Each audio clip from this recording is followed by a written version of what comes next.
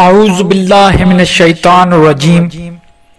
بسم اللہ الرحمن الرحیم۔ السلام علیکم، میں آپ سب کو القرآن مرشدین میں ویلکم کرتا ہوں۔ آج کا ٹاپک ہے سلطان اذکار۔ میں نے لطائف ستہ پہ بہت ساری گفتگو کی ہے، کافی سارے ویڈیوز بھی بنائے ہیں۔ لطائف ستہ مطلب 6 لطائف جن کا ذکر اکثر میں کرتا رہتا ہوں۔ ان کو کیسے بیدار کیا جائے، ان کے رنگ کون سے ہیں، ان کی جگہ کون سی ہے، ان کا تعلق کس عالم سے ہے، تو یہ اس پہ ہم نے بڑی گفتگو کی ہے۔ جیسا کہ میں نے پہلے بھی آپ سب سے عرض کیا تھا کہ لطائف 11 قسم کے بھی ہوتے ہیں، 7 بھی ہوتے ہیں، 6 بھی ہوتے ہیں۔ کہنے کا مقصد کہ جتنے بھی سلاسل ہیں اپنے اپنے حساب سے لطائف بتاتے بھی ہیں اور ان کی کوانٹیٹی بھی اپنی ہے، لیکن زیادہ تر لطائف ستہ پہ کام چلتا ہے۔ لیکن سلطان اذکار یہ 7واں لطیفہ ہے۔ اب 7واں لطیفہ یہ سلاسل نقشبندی جو ہے اس میں اس کا بڑا رول ہے، اس پہ زور دیا جاتا ہے، کیونکہ سلطان اذکار کا مطلب ہے کہ وہ لطیفہ جو اگر جاری ہو گیا تو پورے لطائف بھی جاری ہو جائیں گے۔ جیسے کمپیوٹر میں سینٹرل پروسیسر یونٹ ہوتا ہے کہ وہ سب چیز کو کنٹرول کرتا ہے، یا ہم اگر انسان کا بیلنس یا انسان جو کچھ چل رہا ہے وہ اس کا دماغ ہے، یہ پورے سسٹم کو چلا رہا ہوتا ہے۔ تو اسی طرح یہ جو اہمیت حاصل ہے انسان میں دماغ کو، یا کمپیوٹر کے جو سی پی یو کی اہمیت ہے، وہی اہمیت صوفیزم میں سلطان اذکار کی لطائفوں میں ہے۔ لطائف قلب ہو گیا، نفس، خفی، اخفا، سر، یہ سارے لطائف اگر یہ الگ الگ، ان سب سے اوپر جو لطائف ہے وہ ہے سلطان اذکار۔ اب سلطان اذکار کی پوزیشن کون سی ہے، ہم یہ اس پہ بات کریں گے۔ سلطان اذکار کی جو پوزیشن ہے یا اس کی جو جگہ ہے وہ ہے بالکل سر کے اوپر، جو تاروں کہتے ہیں، تار سر کا، بالکل جیسے چھوٹا بچہ ہوتا ہے تو وہ جیسے پیدا ہوتا ہے، یا وہ 1 مہینے تک جو اس کی جو سر کا بالکل اوپر والا حصہ ہے وہ ایسے ہلتا ہے، آپ نے نوٹ کیا ہوگا۔ وہ جو ہلنا ہے وہ اس لیے ہوتا ہے کہ وہ بڑا کمزور ہوتا ہے شروع میں نا، پھر آہستہ آہستہ آہستہ وہ بالکل اسٹرانگ اور وہ مضبوط ہو جاتا ہے۔ تو وہ جو جگہ ہے اس کو سلطان اذکار کہتے ہیں، اور وہیں سے فیض اندر پورا انرجی، جو بھی پازیٹیو انرجی ہے ذکر کے ساتھ ملتی ہے، جو ہم ریسیونگ پوزیشن میں آتے ہیں، تو وہ ریسیونگ پوزیشن وہ پوری اوپر سے اسی جگہ سے جب وہ اندر پورے روح کو، پورے جسم کو وہ تار کرتی ہے، ترک کرتی ہے، تو ساری انرجی انسان کا بلینز آف سیلز جو ہیں وہ سارے تر ہو جاتے ہیں اس سلطان اذکار کے۔ یہ تو ہو گئی اس کی پوزیشن۔ اب ہم آتے ہیں کہ اس کے لیے ذکر کون سا ہے۔ تو جیسا میں نے پہلے عرض کیا کہ ہر سلاسل اپنا ذکر بتاتے ہیں، لیکن جو کامن نکالا گیا ہے، جو زیادہ تر استعمال ہوتا ہے، وہ ہے لا الہ الا اللہ، نفی اسبات۔ نفی مطلب نہ کسی کا انکار، اسبات مطلب ہاں اقرار۔ لا مطلب لا الہ کوئی خدا نہیں، الہ مطلب خدا، یہ ہو گیا نفی۔ الا اللہ اللہ کے سوا، یہ ہو گیا اقرار۔ تو یہ جو نفی اسبات، یہ جو انکار اور اقرار کا جو ایک مجموعہ ہے، یہ جو ایک کلمہ ہے، یہ جو ایک ذکر ہے، اس کو ہی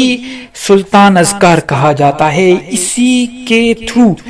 سارے جو جسم کے دوسرے لطائف ہیں وہ بھی جاری ہو جائیں گے۔ لیکن بات یہ ہے کہ اس کو جاری کرنا پورے وجود کو جاری کرنے کے برابر ہے۔ اب اس کو جاری کرنے کے لیے جیسے میں نے بتایا کہ اس میں ہمیں کیا کرنا ہے، یہی ذکر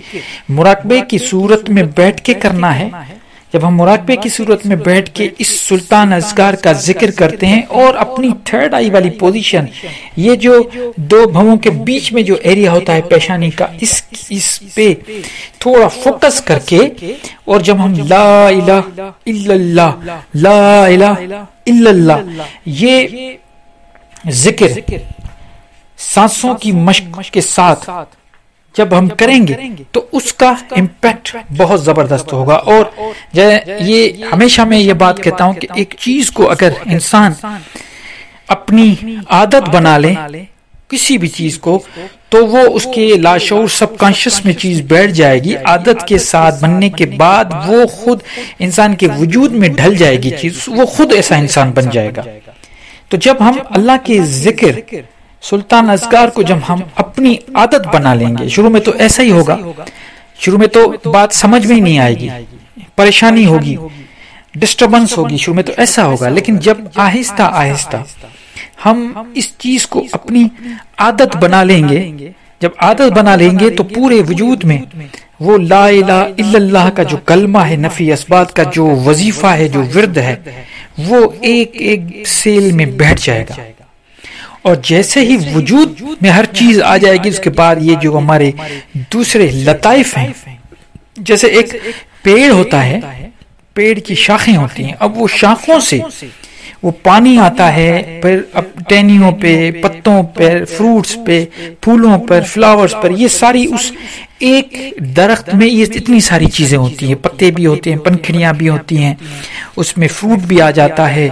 اس میں چھوٹے چھوٹے فروٹس آنے کے پہلے جو بیج آ جاتے ہیں، تو بہت ساری چیزیں ہوتی ہیں. لیکن ان سب کو ترو اور تازہ رکھنے کے لیے، ان سب کی نشو نما کے لیے، نرشمنٹ کے لیے، وہ جو روٹس ہوتی ہیں وہاں سے پانی اور جو چیز نیوٹرینٹس کی ضرورت ہوتی ہے وہ وہاں سے اٹھ کے وہ پوری جگہ، ہر ایک ایک جگہ کو، اپنی اپنی جگہ کو وہ چیز پہنچتی ہے جہاں جہاں جس نیوٹرینٹس کی ضرورت ہوتی ہے. یہ پلانٹس میں ایسا ہوتا ہے، تو انسان میں بھی ایسا ہی ہے. جب ہم کچھ کھاتے ہیں تو ہمارے اسٹمک میں وہ فوڈ جاتا ہے، اس کے بعد جو بھی وہاں پہ گرائنڈ ہو کے پھر اسمال انٹسٹائن میں جا کے وہاں پہ جو ہمارے نیوٹرینٹس ہیں، وہ جو بھی ضرورت ہوتی ہے، وہ ساری نیوٹرینٹس اسمال انٹسٹائنس میں ایبزارب ہو کے پورے جسم کو اس کی ضرورت جو بھی ہوتی ہے وہ ملتا ہے. خون بھی بنتا ہے، دوسرے پروٹین، دوسری پلیٹلیٹس، ہر چیز وہاں سے بن کے انرجی ملتی ہے. پھر ویسٹ پروڈکٹ ہمارا لارج انٹسٹائن سے نکل جاتا ہے، اور باقی جو ہماری نشو نما کی چیزیں، ضرورت کی چیزیں ہیں، وہ ہمارے پاس رہ جاتی ہیں. بالکل اسی طرح اس سلطان اذکار میں بھی ایسا ہوتا ہے کہ جب ہم اس کا وظیفہ کرتے ہیں، جب ہم اس کا ورد کرتے رہتے ہیں، تو وہ انرجی جو ہمارے، جیسے میں نے آپ کو بتایا، وہ جو ایریا ہے وہاں سے جب وہ وائٹ کلر کی انرجی جب ہمارے وجود میں اندر جاتی ہے اور ہم ریسیو کرتے ہیں، کیونکہ ہمیں ذہنی طور پہ تیار بھی رہنا ہے کہ ہم پازیٹیو کائنات کی پازیٹیو انرجی ریسیو بھی کرنا ہے. لا الہ الا اللہ جب ہم کہیں گے کہ پورے کائنات میں جو پازیٹیو انرجی ہے، جو کچھ اللہ تعالیٰ کی طرف سے نعمتیں ہیں، ان کو جب ہم ریسیو کریں گے تو وہ خود بخود اس خاص جگہ اندر، وہ جو اوپر سر کا حصہ ہے، جو ایریا میں نے بتایا، وہاں سے جب وہ اندر جائے گی تو وہ جہاں جہاں جس جو ہمارے لطیفے ہیں، جو کچھ ہمارا وجود ہے، روحانی وجود ہے، باطنی وجود ہے، اس میں جس نیوٹرینٹس کی ضرورت ہوگی، وہ ساری چیزیں وہ خود بخود لیتا رہے گا، اور ہمارا پورا وجود اللہ کے نور سے پر نور ہو جائے گا، اور لطائف سارے بیدار ہو جائیں گے، اور اللہ کی معرفت ہمیں حاصل ہوگی. تو یہ سلطان اذکار بہت ایک مین اور امپورٹنٹ لطیفہ ہے جس پہ کام کرنے کی ضرورت ہے. میں آپ سب کو کہتا ہوں کوشش کریں، اس پہ محنت کریں، اللہ تعالیٰ کا ذکر کریں، انشاءاللہ سلطان اذکار ایکٹیو ہو جائے گا.